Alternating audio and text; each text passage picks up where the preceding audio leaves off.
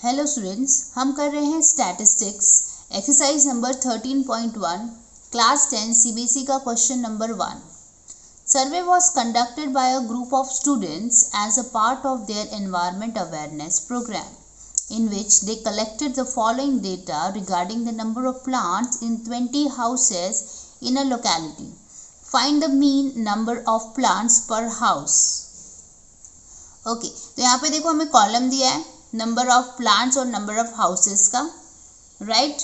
Okay तो यहाँ पे इतने प्लांट जो है इतने हाउसेस में मिला है, मतलब 0 से 2 प्लांट एक हाउस में मिला, 2 to 4 प्लांट 2 हाउसेस में मिला, 4 to 6 प्लांट एक हाउस में मिला। तो ऐसे करके हमें कुछ डेटा दिया हुआ है, ठीक है। हमें आगे क्या बोलता है, which method did you use for finding the mean and Y.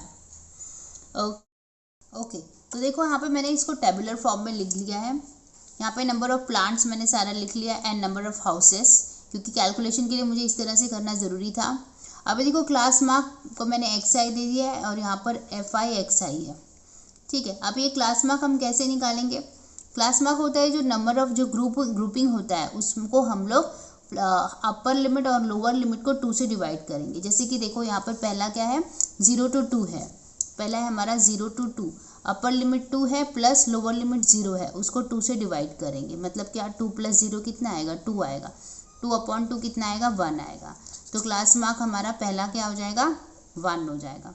वैसे 2 to 4 का क्या होगा, देखो 2 to 4 अपर लिमिट मतलब 4, लोअर लिमिट मतलब 2, इसको 2 से डिवाइड करेंगे तो ये हो जाएगा 6/2 मतलब 3 आ जाएगा, राइट। तो यहाँ पे आ जाएगा 3।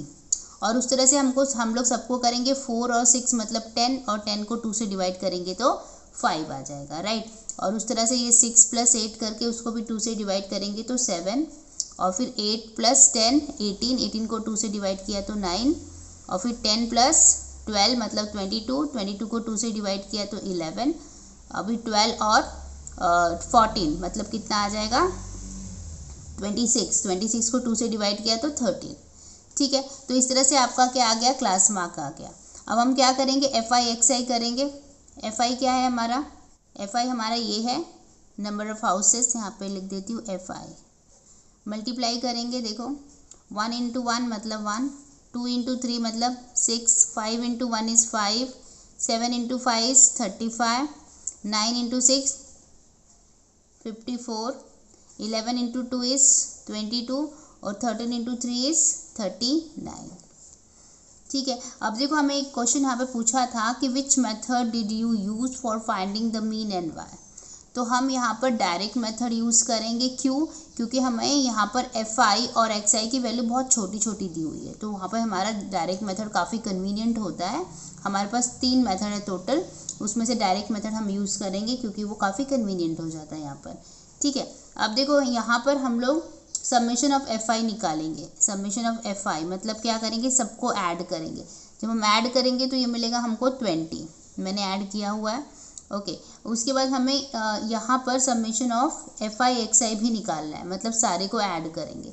तो समेशन ऑफ FI XI यहाँ पर हो जाएगा 162, ठीक है। अब हम लोग मीन का फॉर्मूला लगाएंगे। क्या होता है मीन का formula, x bar equal to summation of FI XI upon summation of FI।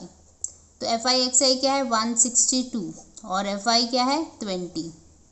इसको जब हम डिवाइड करेंगे 2 से तो आएगा 81/10, और ये फाइनली आ जाएगा 8.1, ठीक है। तो मीन हमें क्या मिल गया